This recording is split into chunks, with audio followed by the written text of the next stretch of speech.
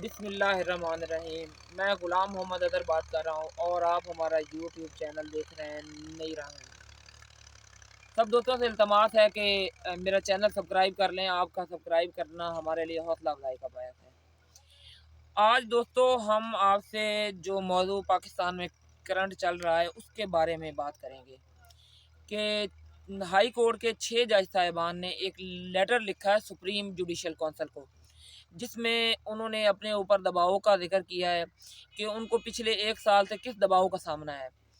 تو اس کے اوپر ہماری جو سپریم کورٹ ہے اس کے بھی فل کورٹ 2 اجلاس ہو چکے ہیں، اور اس میں سے آؤٹ کم یہ نکلی ہے کہ ایک کمیشن بنانے کی کوشش کی جا رہی ہے کہ جو کمیشن یہ طے کرے گا یا جو ججوں پر کس قسم کا دباؤ تھا یا اس کا کیا حل ہوگا۔ ابھی اس کے ٹی او آر طے ہونے ہیں، ابھی اس کے جن چیزوں پر اس نے انکوائری کرنی ہے وہ سارے ٹی او آر گورنمنٹ نے اور عدلیہ نے بیٹھ کے طے کرنے ہیں۔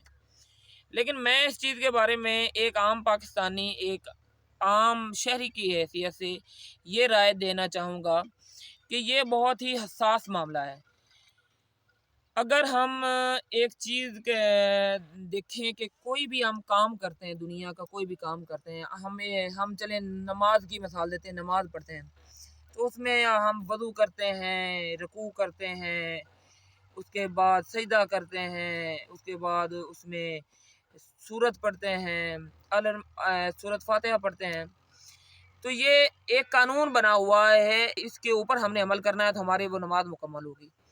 اسی طرح ہم نے اگر ایک معاشرے کو چلانا ہے تو ہمیں معاشرے کو چلانے کے لیے بھی ایک قانون ہم بناتے ہیں، اس قانون کے تحت ہم معاشرہ چلاتے ہیں۔ ظاہری بات ہے پاکستان بطور ریاست یہ بھی ایک قانون کے تحت چل رہی ہے۔ اگر اور جو قانون کو عمل کروانے والا شخص ہے، جو بھی کوئی مسئلہ ہوگا اس مسئلے کو حل کرنے والا جو شخص ہے، جو فیصلہ دینے والا شخص ہے، جسے ہم قاضی بھی کہتے ہیں، جج بھی کہتے ہیں، جو جج ہے اس نے تو دباؤ کے بغیر فیصلہ کرنا ہوتا ہے، اور وہی فیصلہ اتھینٹک ہوتا ہے جو وہ دباؤ کے بغیر کرتا ہے۔ اور ایک اور چیز جو خطرناک ہے کہ ایک جج نے فیصلہ کرنا ہوتا ہے کسی انسان کی زندگی یا موت کا بھی فیصلہ کرنا ہوتا ہے۔ اگر وہی جج اٹھ کر کہہ دے مجھ پر تو دباؤ ہے، تو ہم بطور ریاست پاکستان کو کس طرف لے کے جا رہے ہیں؟ اس چیز کو ہمیں سوچنا ہوگا، ہمارے حکمرانوں کو سوچنا ہوگا کہ ہم بطور ریاست پاکستان کو کس طرف لے کے جا رہے ہیں۔ جو کچھ اس وقت پاکستان میں ہو رہا ہے، ابھی وہ جو کمیشن کا اعلان کیا ہے وزیر اعظم صاحب نے، تحریک انصاف نے اس کو ریجیکٹ کر دیا ہے۔ تو اس موضوع کے اوپر بات یہ ہے کہ اگر دیکھیں چرچل نے کہا تھا جب جنگ عظیم دوم ہوئی تو کافی سارا ادھر نا پورا انگلینڈ تباہ ہو گیا، تو کسی نے چرچل سے کہا کہ ملک تو تباہ ہو گیا، اب کیا بنے گا؟ تو چرچل نے اس سے ایک سوال پوچھا، کیا میری عدالتیں انصاف کر رہی ہیں؟ تو آگے سے جواب ملا، جی بالکل ہماری عدالتیں انصاف کر رہی ہیں۔ تو اس نے کہا میرے ملک کو کچھ بھی نہیں ہو سکتا، جب میری عدالتیں انصاف کر رہی ہیں تو میرا ملک قائم و دائم رہے گا۔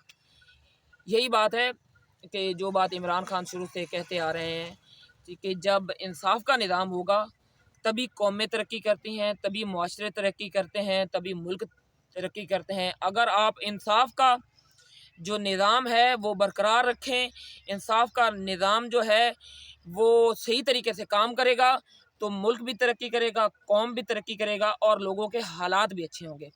جب ہم انصاف کے نظام کو توڑے مروڑیں گے، اس کا بازو مروڑیں گے، تو اس کے نتائج جو پاکستان کے اوپر اس وقت ہمیں دیکھنے کو مل رہے ہیں کہ ہم 1 ارب ڈالر کی خاطر IMF کے پاس جانے پر مجبور ہیں۔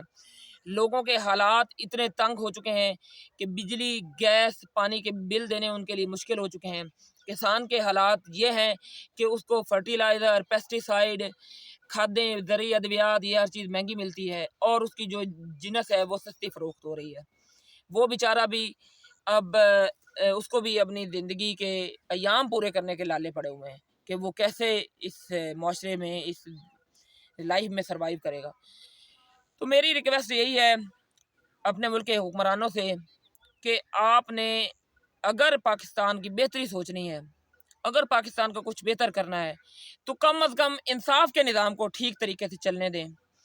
اللہ تعالیٰ ہر کسی کے رزق میں برکت فرمائے. اللہ تعالیٰ آپ کا حامی و ناصر ہو.